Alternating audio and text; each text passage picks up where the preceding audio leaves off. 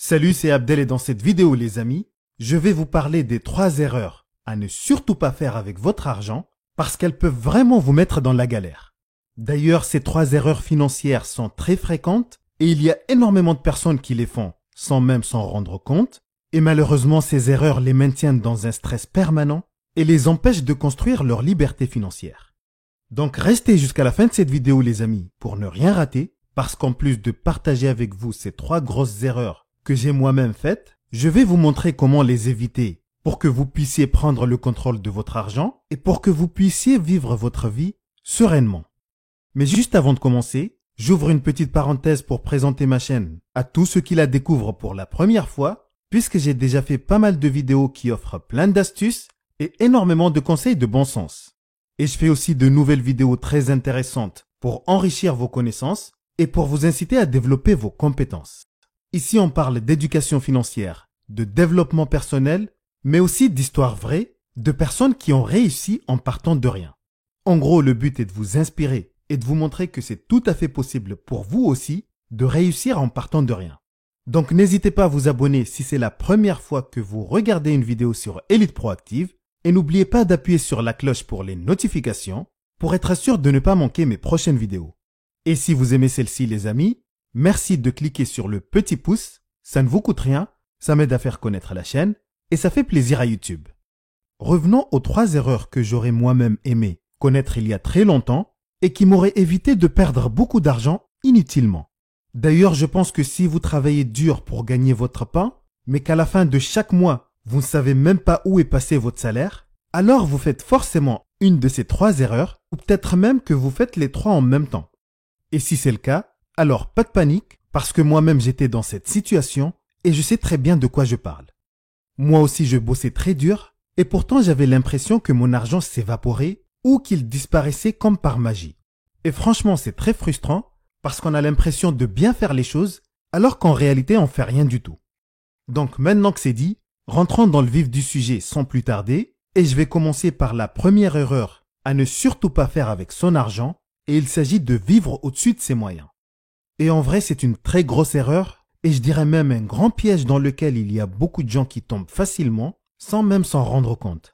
Et c'est tout à fait normal parce qu'on nous bombarde tellement de publicités de partout et les réseaux sociaux nous montrent tout le temps des vies idéalisées. Du coup, il est facile de se laisser entraîner dans une spirale de consommation qui ne correspond pas du tout à nos revenus réels.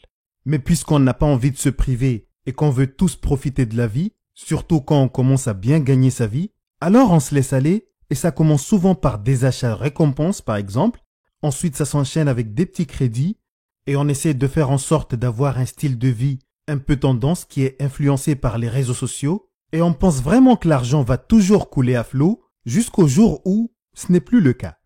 Donc si votre objectif les amis, c'est de devenir riche mais pas juste de paraître riche et que vous estimez que vous faites souvent cette erreur, mais qu'en plus de ça vous avez systématiquement tendance à dépenser plus d'argent que ce que vous gagnez, alors vous devez vous poser une question simple qui va vous permettre d'arrêter de vivre au-dessus de vos moyens. À chaque fois que vous êtes sur le point de payer pour un truc que vous estimez que ce n'est pas indispensable, demandez-vous d'abord si cet achat est nécessaire et s'il va améliorer votre vie durablement ou bien si c'est juste un petit caprice. Et si malgré tout vous passez à l'action et que vous craquez pour un achat inutile, alors ne vous découragez pas et ne culpabilisez pas, mais essayez au moins de ne pas refaire la même erreur. Parce que le vrai problème lorsqu'on vit au-dessus de ses moyens, c'est qu'on s'expose plus facilement à l'endettement, au stress financier constant, et on s'éloigne petit à petit de nos objectifs et de nos rêves. D'ailleurs, je vais vous donner quelques signaux qui prouvent que vous vivez au-dessus de vos moyens, et ces signaux doivent vous alerter sur votre situation actuelle. Premièrement, vous utilisez tout le temps votre carte bancaire pour régler vos dépenses courantes et vous essayez toujours de jongler avec les paiements parce que vous savez que c'est juste. Deuxièmement, vos dépenses mensuelles et vos charges dépassent systématiquement vos revenus et vous êtes souvent à découvert avant la fin du mois. Et troisièmement, vous achetez régulièrement des choses dont vous n'avez pas vraiment besoin juste pour impressionner les autres ou pour suivre une tendance ou une nouvelle mode. En gros, vous faites ce qu'on appelle des dépenses émotionnelles qui ne vous apportent pas de satisfaction durable sur le long terme. Maintenant, pour éviter de faire cette erreur, et pour éviter aussi tous les pièges qui vont avec, vous devez faire deux choses. D'abord, vous devez distinguer les besoins des envies en vous posant la question comme je l'ai déjà dit, parce que ça va vous permettre de savoir si votre achat est essentiel à votre survie ou à votre bien-être. Mais ce que vous devez surtout faire, c'est d'être honnête avec vous-même. Donc n'ayez pas peur de regarder vos dépenses en face, parce que cela va vous permettre d'identifier celles que vous pouvez réduire, voire même éliminer pour améliorer votre situation financière. Ensuite, la deuxième erreur, c'est de ne pas avoir un budget. Et je vous dis ça, mais je sais que le mot budget fait peur à beaucoup de gens parce qu'ils imaginent tout de suite des tableaux Excel très compliqués et plein de chiffres incalculables. Alors qu'en réalité, on a juste besoin d'une simple application ou même d'une feuille de papier, au moins pour suivre son argent et savoir où il va précisément, au lieu d'essayer tout le temps de se souvenir où il est passé et comment on l'a dépensé. D'ailleurs, les amis, il y a beaucoup de gens aujourd'hui qui ne contrôlent même pas leurs dépenses et qui laissent leur argent filer comme ça, et pourtant rien ne les empêche de le faire. C'est vraiment triste pour eux. En plus, des études qui ont été faites récemment montrent qu'en moyenne, une personne qui ne suit pas ses dépenses, elle perd entre 20 et 30% de son revenu dans des achats impulsifs ou inutiles. Donc, pour faire simple, si vous ne suivez pas vos revenus et vos dépenses, commencez à le faire pendant au moins un mois, juste pour essayer et pour avoir une vision claire de votre situation financière, et vous verrez par vous-même la différence. La troisième erreur, et je dirais même que c'est peut-être la plus grave, c'est de laisser dormir son argent sur un compte bancaire ou sous un matelas sans l'épargner ni l'investir. Parce qu'il ne faut pas se mentir les amis, l'inflation va grignoter votre argent au fil des années, et si votre argent ne travaille pas pour vous, vous travaillerez pour lui, ne serait-ce que pour ne pas en manquer. D'ailleurs, si je vous parle des deux éléments ensemble, c'est-à-dire l'épargne et l'investissement, c'est parce que l'épargne, c'est un bouclier qui permet de se protéger contre les aléas de la vie, et l'investissement, c'est un levier qui va vous aider à réaliser tous vos projets. Donc, sans ces deux piliers, vous êtes condamné à échanger votre temps contre de l'argent tout au long de votre vie. En fait, le vrai souci, c'est qu'on passe beaucoup de temps à essayer de gagner plus d'argent et on ne cherche pas spécialement à faire travailler l'argent qu'on a déjà en notre possession. Et c'est illogique parce que grâce à l'épargne et à l'investissement qui sont des moteurs de croissance, on peut se faciliter la tâche et laisser notre argent grossir au fil du temps. Ce qui veut dire concrètement qu'à l'inverse, le fait de négliger ces deux éléments, c'est comme planter une graine et oublier de l'arroser ou décider de ne pas s'en occuper. Et là, on sait très bien que, bien évidemment, elle ne donnera jamais de fruits ni de fleurs. Donc, les amis, commencez à épargner et à investir votre argent. Et croyez-moi que même quelques dizaines d'euros par mois, histoire de prendre l'habitude, ce n'est pas négligeable et c'est mieux que rien.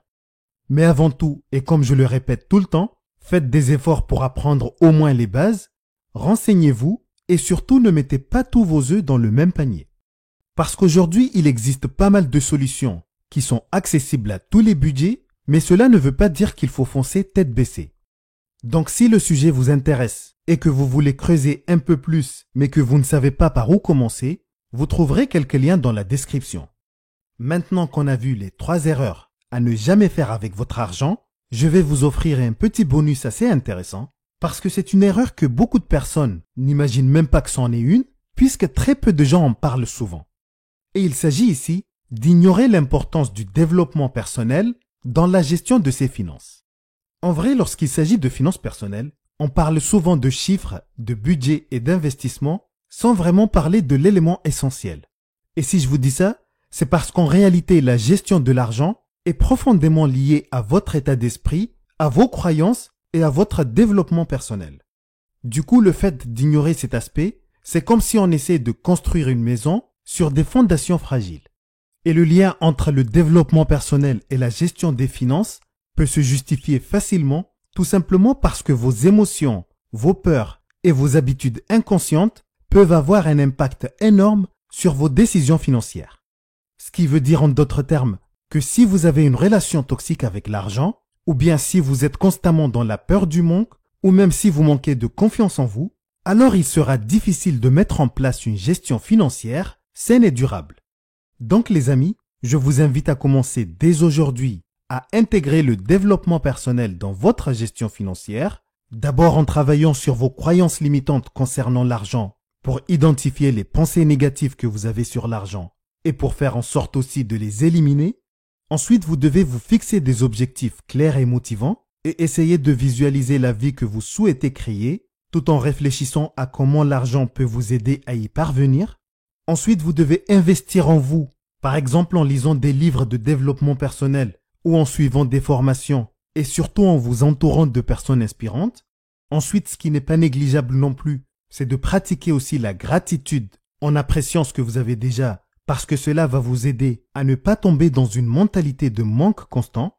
Et pour finir, célébrez vos petites victoires raisonnablement parce que chaque petit pas que vous faites vers une meilleure gestion financière mérite d'être reconnu. Voilà les amis pour les 3 erreurs à ne surtout pas faire avec votre argent.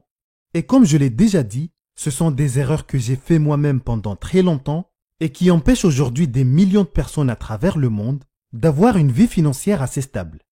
Sachez les amis que pour bâtir une base financière solide, il faut du temps, des efforts et surtout de l'argent. Alors ne gaspillez pas votre temps ni votre argent dans des choses qui ne vous apportent pas de réelle satisfaction et qui ne vous rapportent rien. Agissez dès maintenant pour préparer votre avenir financier, soyez patient, soyez constant et surtout, croyez en vous-même et en vos capacités à créer la vie financière que vous désirez et que vous méritez vraiment. J'espère que cette vidéo vous a éclairé et qu'elle vous a donné des pistes d'action concrètes que vous allez suivre pour améliorer vos finances. Et avant de finir, je tiens quand même à vous dire que s'il y a une erreur qu'il faut vraiment éviter de faire avec son argent, c'est de fuir la réalité. Donc peu importe vos revenus actuels, peu importe votre situation personnelle ou professionnelle, arrêtez de vous voiler la face. Aujourd'hui, vous avez toutes les cartes en main pour améliorer votre situation financière et pour atteindre vos objectifs de vie, mais pour y arriver, ça commence par un petit pas à faire et il vous suffit juste de prendre ne serait-ce qu'une seule décision et c'est cette décision qui va changer toute votre vie. Et je vais vous dire une chose, cette décision elle est très simple, c'est celle de prendre votre vie en main et de prendre les bonnes décisions, mais aussi de faire les bons choix pour préserver votre argent. Puisque comme je le dis souvent sur cette chaîne, si vous prenez soin de votre argent aujourd'hui, il prendra soin de vous demain, après-demain et tout au long de votre vie. Merci d'avoir regardé cette vidéo et surtout, n'oubliez pas de vous abonner à la chaîne si ce n'est pas encore fait et pensez aussi à activer les notifications et à cliquer sur le pouce si vous avez aimé cette vidéo. N'hésitez pas aussi à me laisser un petit commentaire pour me donner votre avis et pour me dire aussi laquelle de ces 3 erreurs vous faites avec votre argent. Encore merci et je vous dis à très bientôt.